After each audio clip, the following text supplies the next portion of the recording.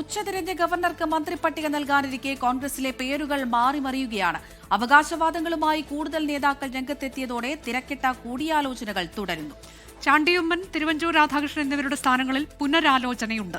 ഇരു നേതാക്കളുടെയും പ്രതികരണങ്ങൾ കേൾക്കാം. ചർച്ച നടക്കട്ടെ. പാർട്ടിയുടെ തീരുമാനം പാർട്ടി പറയും. അതിന് മുമ്പ് ഞാൻ കയറി അഭിപ്രായം പറയുന്നതിന് പാർട്ടി പറയട്ടെ. അതിനകത്ത് ഒരാകാംക്ഷ ഞങ്ങൾക്കില്ല. ഇതിപ്പം ജനങ്ങൾക്ക് ഏറ്റവും പ്രധാനപ്പെട്ടമായ അവരുടെ അജണ്ട എന്ന് പറഞ്ഞാൽ വികസനമാണ്. 2, ഞങ്ങൾ കൊടുത്ത ഗ്യാരണ്ടിയാണ്. ഇത് നടപ്പിലാക്കാൻ ഒരു മന്ത്രിസഭ നാളെ സത്യപ്രതിജ്ഞ ചെയ്യും. നാളെ വരെ കാത്തിരിക്കൂ. എൻ്റെ ജീവിതം ഈ പ്രസ്ഥാനത്തിനാണ്. ആ പ്രസ്ഥാനം എന്ത് തീരുമാനമെടുക്കുന്നതും ശരിയായിരിക്കും എന്ന് പൂർണ്ണ വിശ്വാസമുണ്ട്. അതെനിക്ക് ഉത്തമ വിശ്വാസമാണ്. എൻ്റെ നേതാക്കൾ അവർ ആവശ്യമുള്ളവർ വേണ്ട രീതിയിൽ ചെയ്യും തീരുമാനം.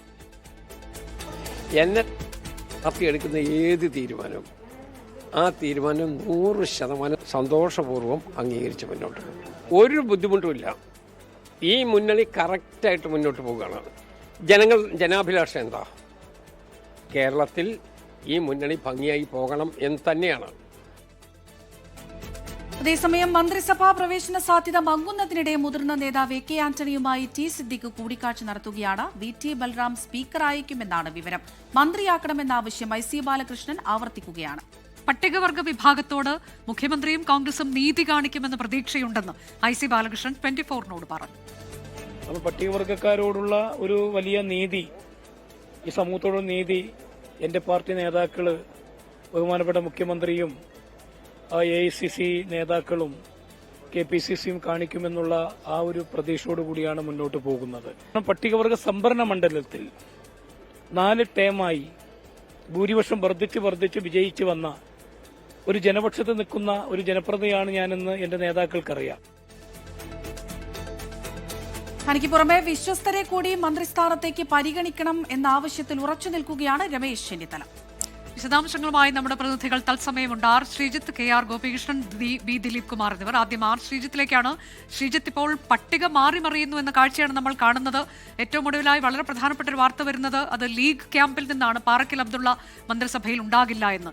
ഏതായാലും ഏത് തരത്തിലേക്കാണ് അവസാനവട്ട കൂടിയാലോചനകൾ? സമ്മർദ്ദ തന്ത്രങ്ങൾ മറുഭാഗത്ത് മറ്റു ചിലർ പയറ്റുന്നു. എപ്പോൾ പട്ടിക ഉണ്ടാകും, പുറത്തേക്ക് വിടും?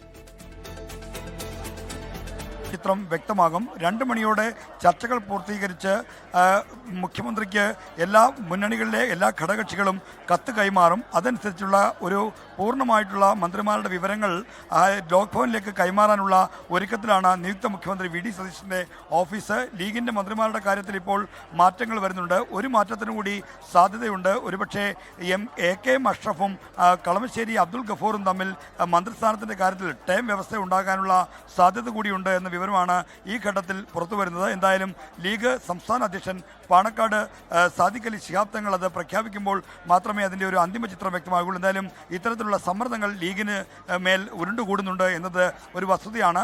കോൺഗ്രസ് മന്ത്രിമാരിൽ 8 പേരുടെ കാര്യത്തിലാണ്, മുഖ്യമന്ത്രി അടക്കം 8 പേരുടെ കാര്യത്തിലാണ് അന്തിമ ധാരണയായിട്ടുള്ളത്. ബാക്കിയുള്ള ആളുകൾ 4 പേരുടെ കാര്യത്തിലാണ് ചർച്ചകൾ ഇപ്പോഴും പുരോഗമിക്കുന്നത്. അതിൽ തന്നെ IC ബാലകൃഷ്ണൻ പേരുണ്ട്, ഒപ്പം തന്നെ ഷാനിമോൾ ഉസ്മാൻ പേരുണ്ട്, ടി സിദ്ദിഖിൻ്റെ പേരുണ്ട്, അൻവർ സാദത്തിൻ്റെ പേരുണ്ട്. അങ്ങനെ പലവിധ തരത്തിലുള്ള പരിഗണനകൾക്ക് വിധേയമായ പേരുകളെല്ലാം വരികയാണ്. ചാണ്ടിയുമ്മൻ്റെ കാര്യത്തിൽ ഇന്നലെ വരെ ഉണ്ടായിരുന്നൊരു ഉറപ്പ് ഇന്ന് ചില മാറ്റങ്ങൾ വന്നിട്ടുണ്ട്. എന്നാൽ AICCയിൽ നിന്നും മറ്റും ചാണ്ടിയുമ്മന് വേണ്ടിയും IC ബാലകൃഷ്ണന് വേണ്ടിയുമുള്ള കോളുകൾ സംസ്ഥാന നേതൃത്വത്തിനും മറ്റും ലഭിക്കുന്നുമുണ്ട്. അത്തരത്തിലുള്ള സമ്മർദ്ദങ്ങൾ ദേശീയ തലത്തിൽ നിന്നും മറ്റും വരുന്നുണ്ട്. അതുകൊണ്ട് തന്നെ തീരുമാനം എന്താകുമെന്ന കാര്യത്തിൽ ഉള്ള ഒരു അന്തിമവട്ട ചർച്ചയ്ക്ക് വേണ്ടിയാണ് നിയുക്ത മുഖ്യമന്ത്രി VD സതീശൻ ഇപ്പോഴും KPCC ആസ്ഥാനമായ ഇന്ദിരാഭവനിൽ തുടരുന്നത്. 1 മണിക്കൂറിനകം ഈ ചർച്ചകൾ പൂർത്തീകരിക്കുമെന്നാണ് ഇവിടെ നിന്ന് ഇറങ്ങുമ്പോൾ അദ്ദേഹത്തോട് ഞാൻ ചോദിക്കുമ്പോൾ അദ്ദേഹം എന്നോട് പറഞ്ഞത്. അപ്പോൾ 2 മണിക്ക് മാധ്യമങ്ങളെ കാണുമെന്നും അദ്ദേഹം അറിയിച്ചിട്ടുണ്ട്. അതുകൊണ്ട് നമുക്ക് ഒരു അന്തിമ ചിത്രം 2 മണിയോടെ വ്യക്തമാകുമെന്ന പ്രതീക്ഷയിലാണ് നമ്മൾ എല്ലാവരും ഉള്ളത്.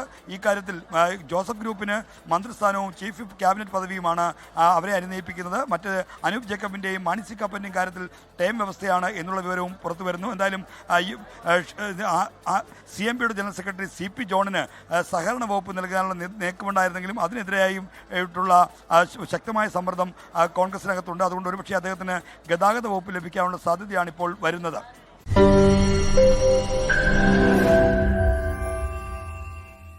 ലോകത്തെവിടെയായാലും ഏത് സമയത്തും 24 വാർത്തകളും ഓഗ്മെന്റഡ് റിയാലിറ്റി പാക്കേജുകളും എക്സ്പ്ലെയിനറുകളും വിശദമായി കാണാൻ ഞങ്ങളുടെ യൂട്യൂബ് ചാനൽ നിങ്ങൾക്ക് സബ്സ്ക്രൈബ് ചെയ്യാം.